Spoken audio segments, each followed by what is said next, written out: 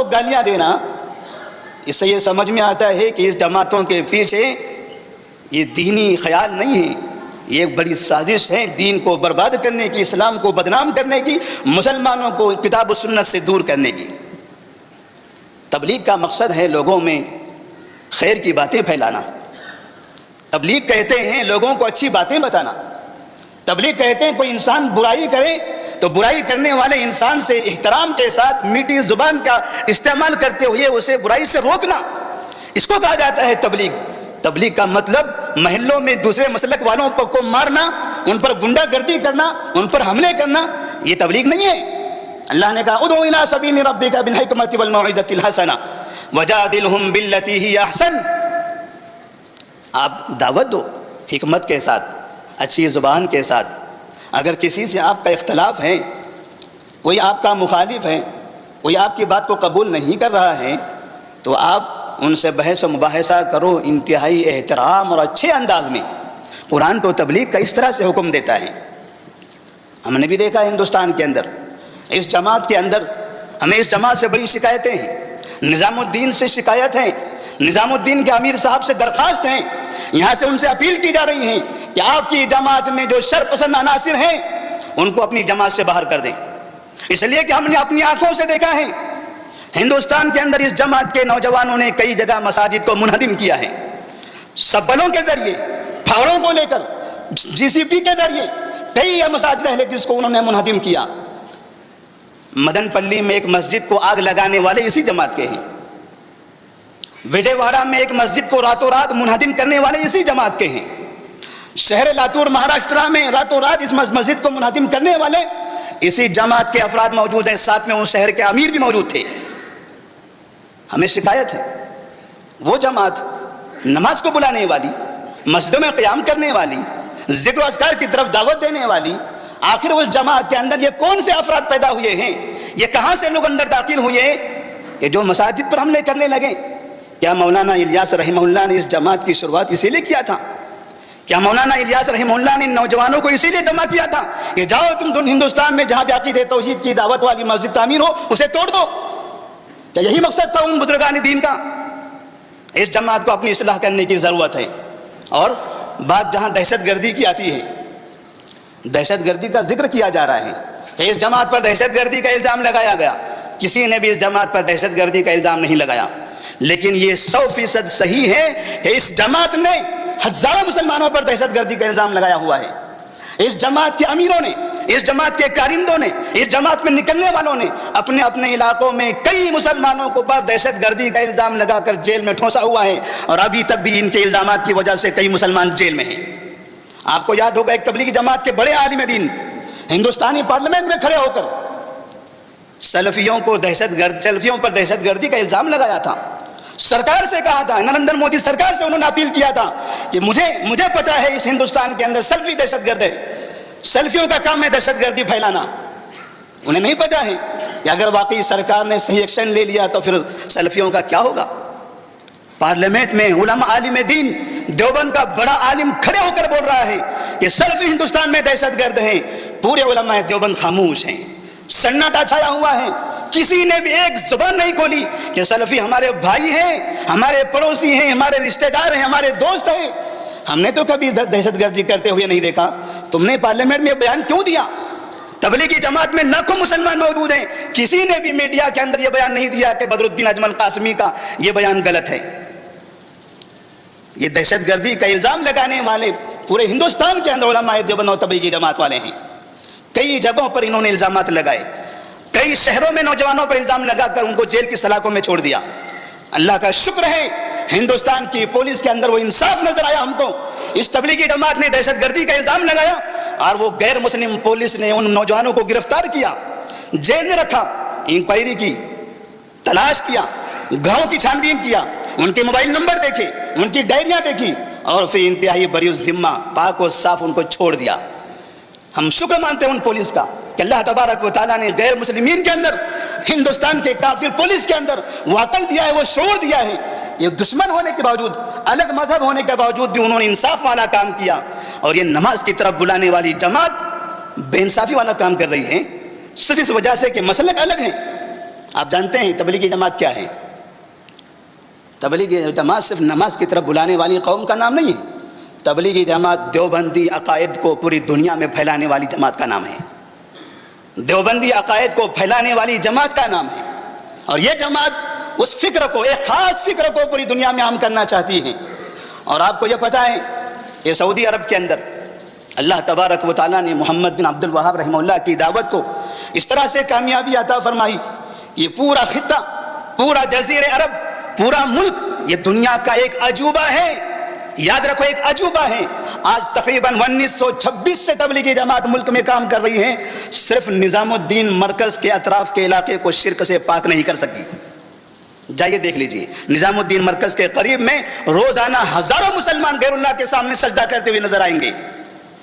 1926 سے کام کر رہی ہیں. پوری دنیا میں لاکھوں مسلمان پھرتے ہیں تبلیغ کے لیے.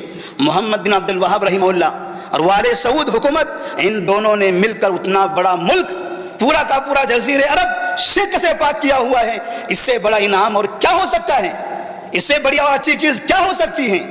لیکن سب سے زیادہ دشمنی اگر ان کو کسی ملک سے ہے، ایران سے نہیں ہے جہاں صحابہ اکرام کو گالیاں دی جاتی ہیں، ترکیہ سے نہیں ہے جہاں ہر محلے میں شرک کے اڈے موجود ہیں. ان کو دشمنی ہے تو سعودی عرب سے ہے، ان کو نفرت ہے تو سعودی عرب سے ہے. ایک زمانہ تھا، آپ کو تاریخ کی طرف لے جاتا ہوں. 1936 کی بات ہے.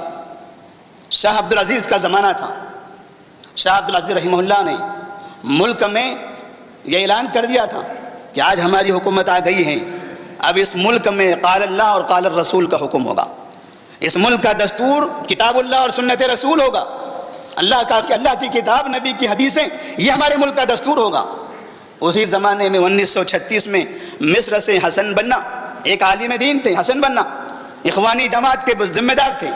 وہ شاہ عبدالعزیز رحمہ اللہ کے سامنے جاتے ہیں اور ان سے کہتے ہیں کہ ہم آپ کے ملک میں ہماری تنظیم بنانا چاہتے ہیں. کہا کون سی تنظیم ہے؟ کہا اخوان المسلمین ہے. شاہ عبدالعزیز نے کہا ہم سب اخوان مسلمین ہیں، ہم سب آپس میں مسلمان بھائی مسلمان ہیں، آپ کون سے نام کی تنظیم یہاں لانا چاہتے ہو؟ کہا کہ ہماری ایک الگ تنظیم ہے اخوان مسلمین کے نام سے. مورخین نے لکھا ہے کہ شاہ عبدالعزیز رحمہ اللہ نے اس شخص کو وہاں سے بھگا دیا.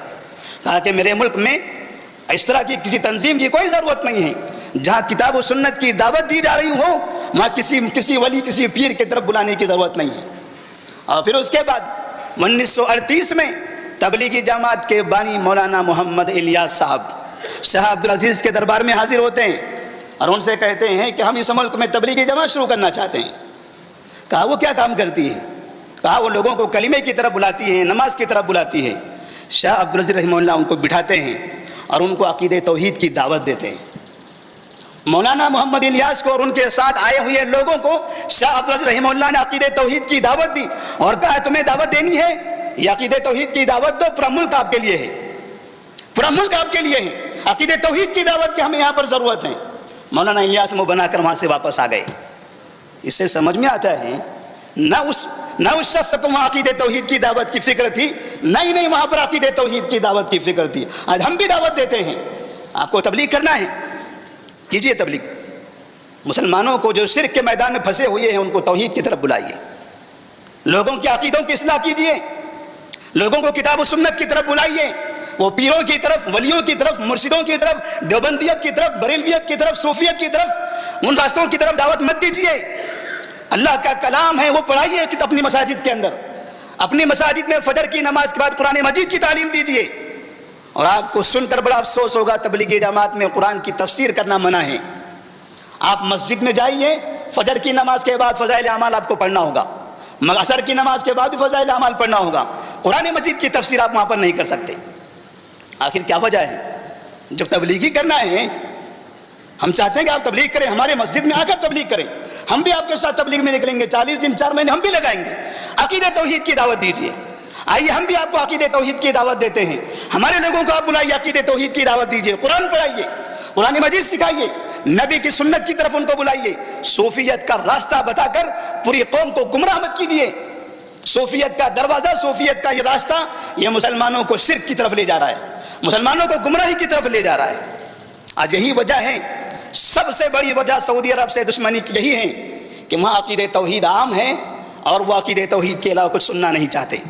اور آپ کو پتہ ہے ایسا ملک جس ملک کے بادشاہ نسل در نسل اپنے ملک کے اندر یہ کہتے ہوئے نظر آئے کہ ہمارے اس ملک کا دستور قرآن ہے، اقوام متحدہ میں جس وقت دنیا کے تمام صدر دنیا کے تمام وزرائے اعظم جمع ہوئے اور سب نے اپنے ملک کا دستور پیش کیا، ملک فیصل رحمہ اللہ سے پوچھا گیا، سعودی عرب کے بادشاہ سے، لائیے آپ کے ملک کا دستور کیا ہے؟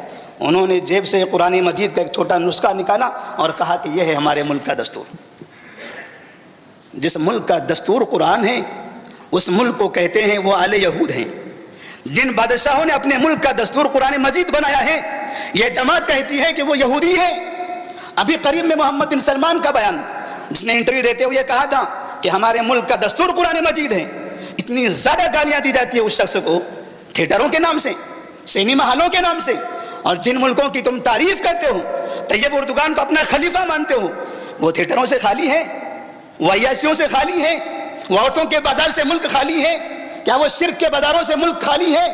وہاں کون سا کتاب و سنت والا دستور ہے؟ کون سا اسلامی قانون وہاں پر موجود ہے؟ تم ان کو اپنا خلیفہ مانتے ہو، اور جہاں کا ولی عہد، جہاں کا شہزادہ یہ کہتا ہے کہ میرے ملک کا دستور قرآن ہے، تم اس بادشاہ کو، اس شہزادے کو کہتے ہو تم یہودی ہو۔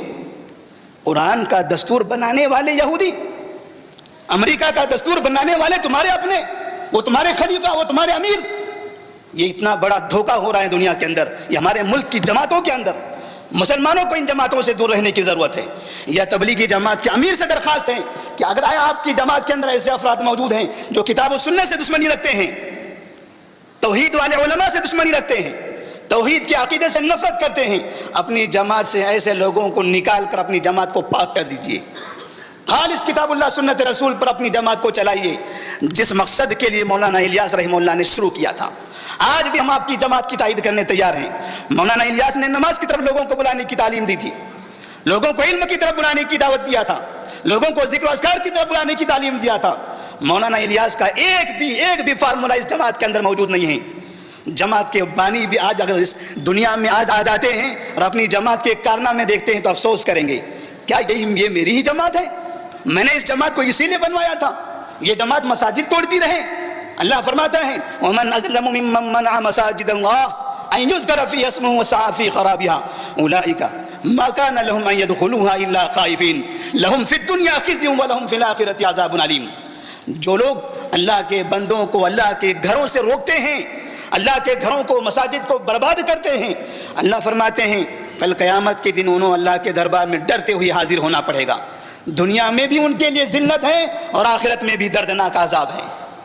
لہذا وہ جماعت جو نماز کی طرف بلا رہی ہے، اس جماعت کے اندر وہ شرپسند عناصر جو ہندوستان کے کئی شہروں میں مساجد توڑ چکے ہیں، مساجد کو آگ لگایا ہوا ہے، بلڈوزر چلائے ہوئے ہیں، ان لوگوں سے درخواست ہے کہ وہ توبہ کر لیں، وہ اللہ سے معافی مانگیں، اس تبلیغی جماعت کو بدنام مت کریں۔ تمہاری وجہ سے پوری جماعت بدنام ہے۔